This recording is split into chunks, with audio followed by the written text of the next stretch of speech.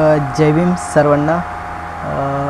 आज आपण बघितलं तर काल संपूर्ण भारतभर अनागरिक धम्मपाल यांची जयंती संपूर्ण भारतामध्ये अतिशय उत्साहाने पार पाडली गेली। विविध विहारांच्या माध्यमातून, विविध संस्थांच्या माध्यमातून प्रचंड असा प्रचार आणि प्रसार या विहारांच्या माध्यमातून आपल्याला काल पाहायला मिळाला। अनागरिक धम्मपाल यांच्या जीवनाबद्दल जर आपण बघितलं तर त्यांचं जे बालपण आहे ते श्रीलंकेमध्ये गेलं आणि त्यांचं जे नाव होतं ते डॉन डेव्हिड हेवी विथरण असं त्यांचं जे नाव होतं। आणि आपण जर बौद्ध संस्कृतीमध्ये मागे गेलो तर जसं की धम्मानंद कोचंबी असतील, राहुल सांकृतयान असतील, महास्तवीर चंद्रमणी असतील, धम्मरक्षित असतील आणि आनंद कौशल्यन अशी महान जी नावं आपण अनुभवतो त्या नावांच्या यादीमध्ये अतिशय आदराने, सन्मानाने आणि एखादं नाव येईल ते म्हणजे अनागरिक धम्मपाल। अनागरिक धम्मपाल यांचा जो जन्म आहे तो सिलोन म्हणजे जो आता जो श्रीलंका आहे तो 1864मध्ये झाला। त्यांच्या आईचं नाव मल्लिका हेवी विथरण असं होतं। आणि त्यांनी ज्यावेळी ते बालपणी शाळेमध्ये गेले त्यावेळी त्यांनी आपल्या शिक्षकांना असं विचारलं की वैशाख पौर्णिमा आहे आणि तुम्ही आम्हाला सुट्टी देत नाही। अशा चर्चेमधून ज्यावेळी त्यांच्या सरांनी असं म्हटलं की वैशाख पौर्णिमेला आम्ही तुम्हाला सुट्टी देणार नाही, तुला काय करायचं आहे ते कर, अशा भाषेमध्ये, तर त्यांनी त्या वेळेला शाळा सोडली असं म्हटलं जातं। आणि संपूर्ण जे जीवन आहे ते अनागरिक याचा अर्थ असा आहे की म्हणजे घर वगैरे सोडून देणे। आणि मग त्यानंतर त्यांनी बौद्ध धर्माचा जो प्रचार आहे त्या प्रचारासाठी आपलं आयुष्य संपूर्ण झोकून दिलं। आपण जर बघितलं तर संपूर्ण भारतामध्ये त्यांनी पायी यात्रा काढून किंवा रथांच्या माध्यमातून संपूर्ण भारत पिंजून त्यांनी बौद्ध संस्कृती घडवण्यासाठी, बौद्ध शाळांची निर्मिती करण्यासाठी, बौद्ध मुलांवरती तशा प्रकारे संस्कार घडण्यासाठी अतिशय मोलाचं काम अनागरिक धम्मपाल यांनी केलेलं आहे। त्यांचा जो जीवन प्रवास आहे तो अतिशय मौल्यवान आहे। त्यांनी महाबोधी सोसायटीच्या माध्यमातून संपूर्ण भारतभर बौद्ध धर्माचा प्रचार आणि प्रसार करण्यासाठी अतिशय मोलाचं असं योगदान दिलेलं आहे। त्यानंतर शिकागोमध्ये 1893मध्ये झालेल्या बौद्ध आंतरराष्ट्रीय बौद्ध संमेलनामध्ये त्यांनी बुद्ध का कर्ज हे जे त्यांचं भाषण आहे त्या भाषणातून त्यांचे जे सोबते होते त्यावेळी विवेकानंद, त्या भाषणामधून त्यांना संपूर्ण जगाची त्यांनी दखल घेतली त्या भाषणाची। आणि थिओसॉफिक सोसायटीच्या माध्यमातून ज्यावेळी त्यांनी धम्म प्रचार आणि प्रसाराचं काम आपल्या हातामध्ये घेतलं, त्यांची ही जी दूरदृष्टी आहे बौद्ध संस्कृती घडवण्यासाठी, बुद्ध मुलांवरती तशा प्रकारे संस्कार घडवण्यासाठी आणि अतिशय महत्त्वाचं काम जे त्यांचं जे आहे, त्यांची जी ज्यावेळी ते श्रीलंकेमधून भारतामध्ये आले आणि ज्या ठिकाणी गौतम बुद्धांनी ज्या पंचभिक्खूंना पहिला जो आर्य संदेश दिला, जे पंचशिलाचा जो बौद्ध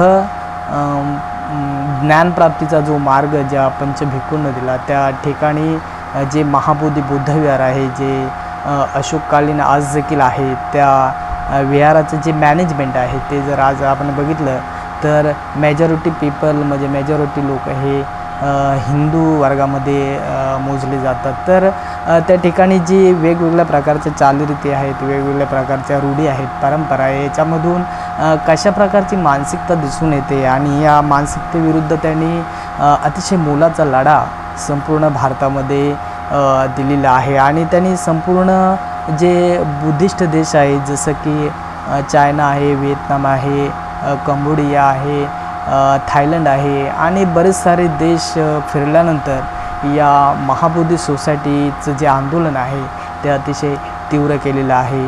आज तागायत महाबोधी सोसायटी आहे ते अजून देखील इथल्या बौद्ध संस्कृती किंवा बौद्ध मॅनेजमेंटच्या हातामध्ये नाही आहे। आणि म्हणून अनागरिक धम्मपाल यांचं जे जीवन कार्य आहे ते आज देखील पूर्ण झालेलं दिसत नाही आहे।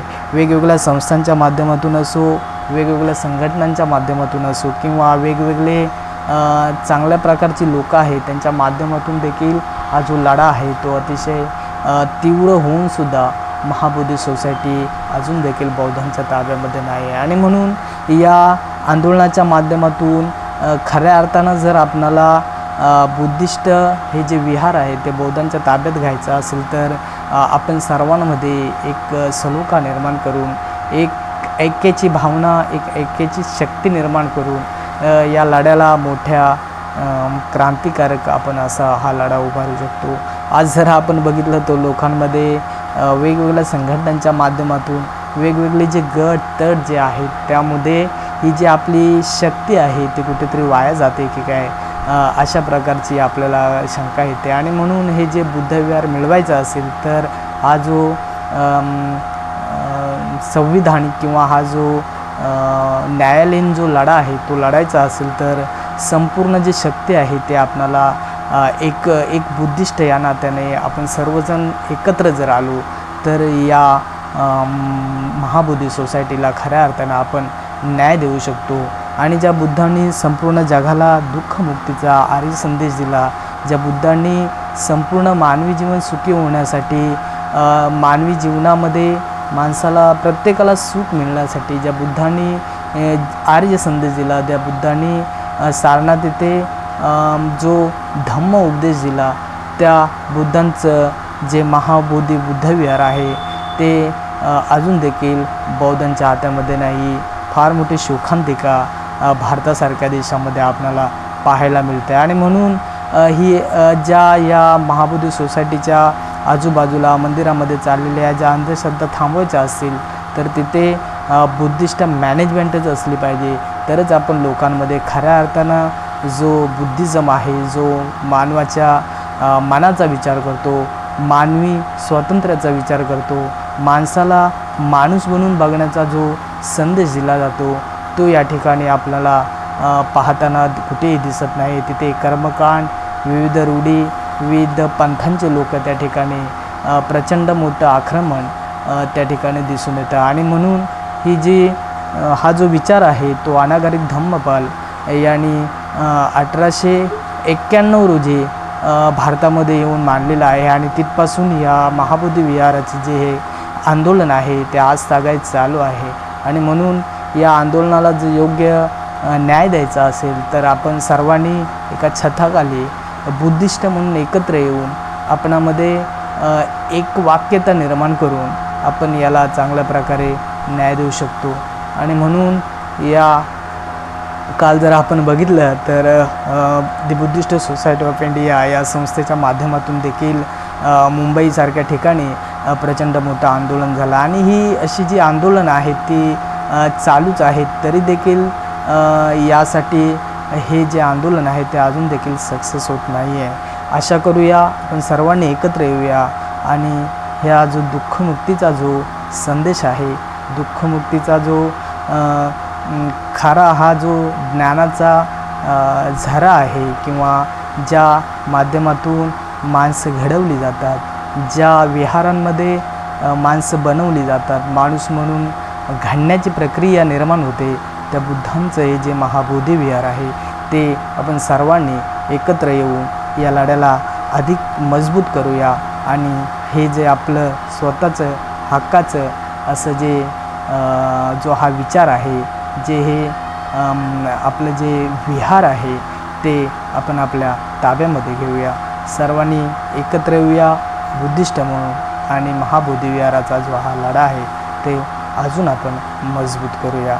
आणि म्हणून अनागरिक धम्मपाल यांच्या संकल्पनेतला जो सेमिनरीच्या माध्यमातून बुद्धिस्ट मुलांमध्ये कशाप्रकारे आपल्या स्वतःच्या शाळांची गरज आहे, त्या शाळांच्या माध्यमातून, त्या विहारांच्या माध्यमातून आपण कशाप्रकारे मुलांवरती बौद्ध संस्कार घडवू शकतो, ही जी संकल्पना त्यांची आहे ती आज आपल्यासारख्या लोकांनी त्यावरती विचार करणं काळाची गरज आहे.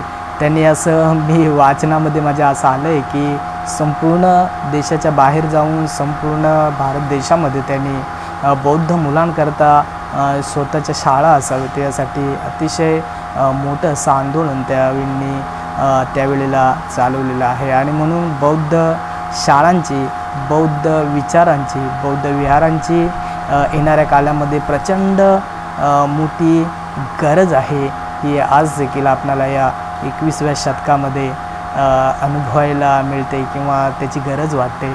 आणि म्हणून हा लढा आपण अधिक तीव्र करूया आणि बौद्धांचं जे हे महाबोधी विहार आहे ते आपल्या ताब्यामध्ये घेऊया, अशा प्रकारची सर्वांना सूचना करतो, अनुमोदन करतो आणि तुम्हा सर्वांची या ठिकाणी रजा घेतो.